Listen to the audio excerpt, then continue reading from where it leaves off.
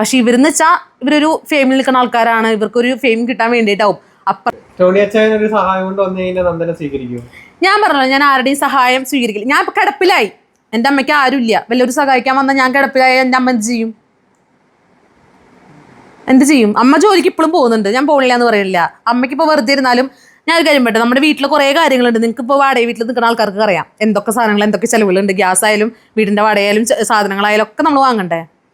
അപ്പോൾ നമ്മളൊരാൾ സഹായിക്കാൻ വരുമ്പോൾ ഞാൻ ഇപ്പോൾ കിടപ്പിലായാലും ഞാൻ പറഞ്ഞല്ലോ, എനിക്ക് എൻ്റെ പൈസ കൊണ്ട് വീഡിയോ വയ്ക്കണം ആഗ്രഹം. ഞാൻ ജോലി എടുത്ത് എൻ്റെ പൈസ കൊണ്ട്, അല്ലാണ്ട് ഒരാളുടെ സഹായത്തിന് വന്നിട്ട് എനിക്ക് അവരുടെ വക വീഡിയോസും കാര്യങ്ങളും ഒന്നും ഇട്ടിട്ട് അങ്ങനത്തെ ഒരു കാര്യത്തിന് താല്പര്യമില്ല. അല്ല നല്ലത്, ഒരിക്കലും ഇല്ല, ഞാൻ ചെയ്യില്ല.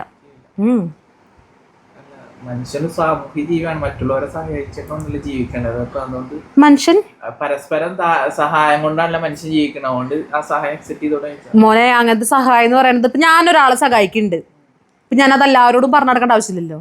അത് പറയണ്ട, അതായത് വീഡിയോസ് എടുക്കാണ്ട് വളരെ പ്രൈവറ്റ് ആയിട്ട് വന്നിട്ട് എനിക്ക് തന്നാൽ ഞാൻ സ്വീകരിക്കില്ല. ബാക്കിയുള്ള ഒരു കാര്യം നമുക്ക് അറിയേണ്ട ആവശ്യമില്ലല്ലോ. എനിക്ക് ആരിപ്പോൾ പേഴ്സണലായിട്ട് ഇപ്പം ഞാൻ എൻ്റെ പാർട്ട്ണറായി തന്നതിന് ഞാൻ മേടിക്കും, എൻ്റെ അമ്മയെ തന്നതിന് മേടിക്കും, എൻ്റെ കസിൻസ് തന്നതിന് ഞാൻ മേടിക്കും. കാരണം എന്താണെന്ന് വെച്ചാൽ അവർ നമ്മുടെ ഒരു സർക്കിളിലുള്ള ആൾക്കാരാണ്. നമുക്ക് അവർക്ക് എപ്പോഴെങ്കിലും തിരിച്ചു, നമുക്ക് കൂടുതൽ പൈസ ഉണ്ടെങ്കിൽ നമുക്ക് തിരിച്ചു കൊടുക്കും ചെയ്യാം.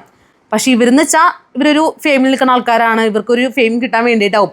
അപ്പുറത്ത് നമ്മൾ എന്തെങ്കിലും ഇവരെ കുറിച്ച് കുറ്റം പറയാൻ ഇവരത് പിറ്റേ ദിവസം പറയും, ഞാൻ എത്രയും സഹായിച്ചിട്ടില്ല ഇവളെ, എന്നിട്ട് ഇവളെന്തെങ്ങനെ പറയാനൊന്നും പറയില്ലേ, ഇവർ ഞങ്ങളുടെ തെളിവുണ്ടെന്ന് പറയും. അപ്പം അതിനും നമുക്ക് നമ്മുടെ ആയിട്ടുള്ള കഞ്ഞി ആണെങ്കിൽ കഞ്ഞി കുടിച്ച് ജീവിച്ചാൽ മതിയില്ലേ. ബിരിയാണി തിന്നണം നല്ല ആഗ്രഹം വേണോ?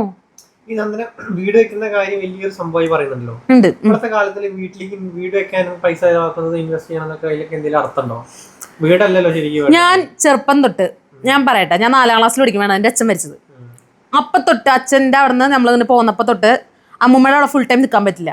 അപ്പം എൻ്റെ അമ്മ ഞങ്ങൾ രണ്ട് പെൺകുട്ടികളെയും കൊണ്ട് വീട്ടിൽ നിന്ന് വാടകയ്ക്ക് ഇറങ്ങിയതാണ്. വാടക വീട്ടിൽ നിൽക്കണവർക്ക് അറിയുള്ളൂ അതിനെ അനുഭവിച്ചത്. ഒരു വീട്ടിൽ, സ്വന്തം വീട്ടിൽ ഒരു ടൈൽ, എനിക്ക് പണ്ടുണ്ടായിരുന്നു ഇങ്ങനെ ടൈലിട്ട വീട്ടിൽ കിടക്കണം എന്നൊക്കെ ഭയങ്കര ആഗ്രഹമായിരുന്നു. ഇങ്ങനെ നല്ല കാറ്റൊക്കെയുള്ള ഫാനും ഇതുപോലെ കട്ടിലിൽ കിടക്കണം, പായൽ കിടന്നിരുന്നേ. ഇപ്പോൾ എന്താ പറയുക, കുറച്ച് നാളെന്ന് വെച്ചാൽ അമ്മ നന്നായി നമ്മൾ വലുതായപ്പോൾ കുറച്ച് കട്ടിലൊക്കെ മേടിച്ചു, കട്ടിൽ കിടക്കാൻ തുടങ്ങി. ഒരു വലിയ വീട്ടിലിപ്പോൾ നമ്മൾ വാടക വീട്ടിൽ നിന്നപ്പോൾ ഇവിടെ ടൈലുള്ള വീട്ടിൽ, ഞാൻ ആദ്യമായിട്ട് ഒരു വീട്ടിൽ ടൈലുള്ള വീട്ടിൽ ഇങ്ങനെ ഇരുന്ന് സംസാരിക്കണതും നമ്മൾ കിടക്കണതും കാര്യങ്ങളൊക്കെ.